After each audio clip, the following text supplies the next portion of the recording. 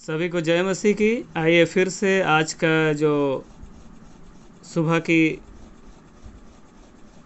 Morning devotion होती है, quiet time होती है, परमेश्वर का वचन पढ़ने का समय होता है।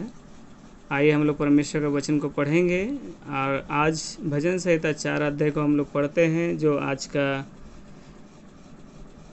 विषय है सहायता के लिए संध्याकालीन प्रार्थना। तो प्रार्थना के रूप में जो वचन है 4 अध्याय, तो इस वचन को पढ़ते हैं। आइए पढ़ते हैं। हे मेरे धर्ममय परमेश्वर, जब मैं पुकारूं तब तू मुझे उत्तर दे। जब मैं संकेती में पड़ा तब तूने मुझे सहारा दिया। मुझ पर अनुग्रह कर और मेरी प्रार्थना सुन ले।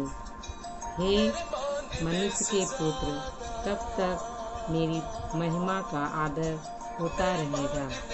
तू कब तक व्यर्थ बातों से प्रीति रखेगा और झूठी युक्ति की खोज में रहेंगे? या जान रखो कि यहोवा ने भक्त को अपने लिए अलग कर रखा है।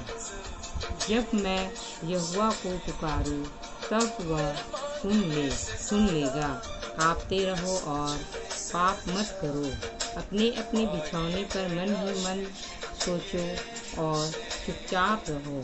धर्म के बलिदान चढ़ाओ और यहोवा पर भरोसा रखो। यहोवा ने बहुत से है जो कहते हैं, कौन हमको कुछ भलाई सिखाएगा? हे यहोवा, तू अपने मुख का प्रकाश हम पर चमका।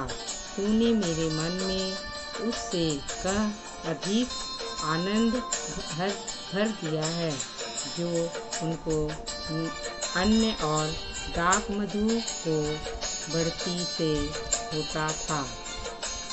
मैं शांति से लेट जाऊंगा और सो जाऊंगा, क्योंकि हे यहोवा, केवल तू ही मुझको एकांत में निश्चिंत रहने देता है। आमीन। पढ़े जाने में आज सुने जाने, जिन्होंने सुना है उनके लिए परमेश्वर पढ़े जाने और सुने जाने वालों को भी आशीष दे। आज परमेश्वर वचन कहता है, हे मेरे धर्ममय परमेश्वर, जब मैं पुकारूं तब तू मुझे उत्तर दे।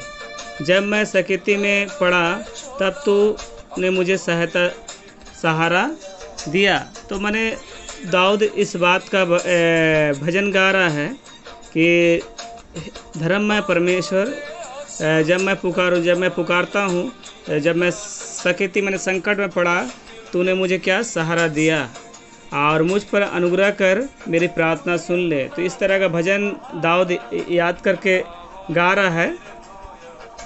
तो इसलिए परमेश्वर का आपको भी धन्यवाद करना है। परमेश्वर का वचन कहता है, जब संकट के समय आप पुकारेंगे परमेश्वर को, परमेश्वर आपकी प्रार्थना का सुनेगा। इसलिए कहता है, हे मनुष्य के पुत्रों, तुम कब तक मेरी महिमा का अनादर होता रहेगा?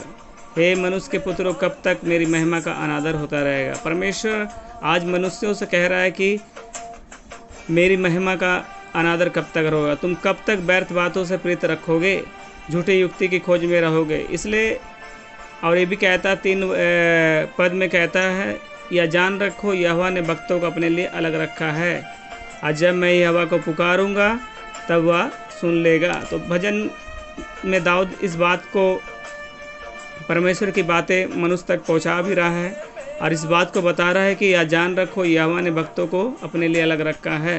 क्योंकि वचन भी कहता है, यूहन्ना 4:24 कहता है कि ऐसे आराधक को खोजता जो आत्म सच्चाई से आराधना करते हैं। परमेश्वर ऐसे आराधक को आज भी खोज रहा है और ऐसे लोगों के लिए चेतावनी है, ऐसे मनुष्य के लिए चेतावनी है जो जीवित परमेश्वर का अनादर करते रहते हैं। इसलिए परमेश्वर कहता है, काँपते रहो, पाप मत करो, अपने अपने बिछौने पर मन ही मन सोचो और चुपचाप रहो। किसी को बोलने की जरूरत नहीं। इसलिए कहता है कि धर्म का बलिदान चढ़ाओ और यहोवा पर भरोसा रखो। यदि आप धर्म का बलिदान चढ़ाएंगे, आप परमेश्वर भरोसा रहेंगे। तो यह कहता है 6 पद में, बहुत से है जो कहते हैं कि कौन है हमको कुछ भलाई दिखाएगा। ऐसे भी संसार में आप मनुष्य को देखेंगे और कहते हैं कौन हमें भलाई दिखाएगा। तो दाऊद इस बात को कहता है, यहोवा तू अपने मुख का प्रकाश हम पर चमका, तूने मेरे मन में उससे कहीं अधिक आनंद भर दिया है जो उनको अन्न और दाखमधु की बढ़ती से होता है।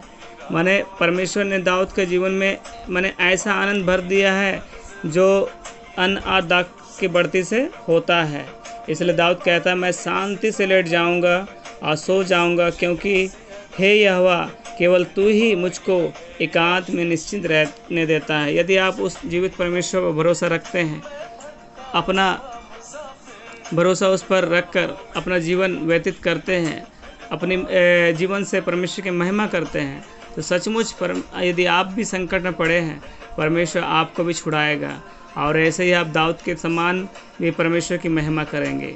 इस पढ़े जाने में सुने जाने जिन्होंने भी सुना, सबको यीशु मसीह के नाम से आशीष होए और ये प्रार्थना यीशु मसीह के नाम से मांगते हैं। आमीन।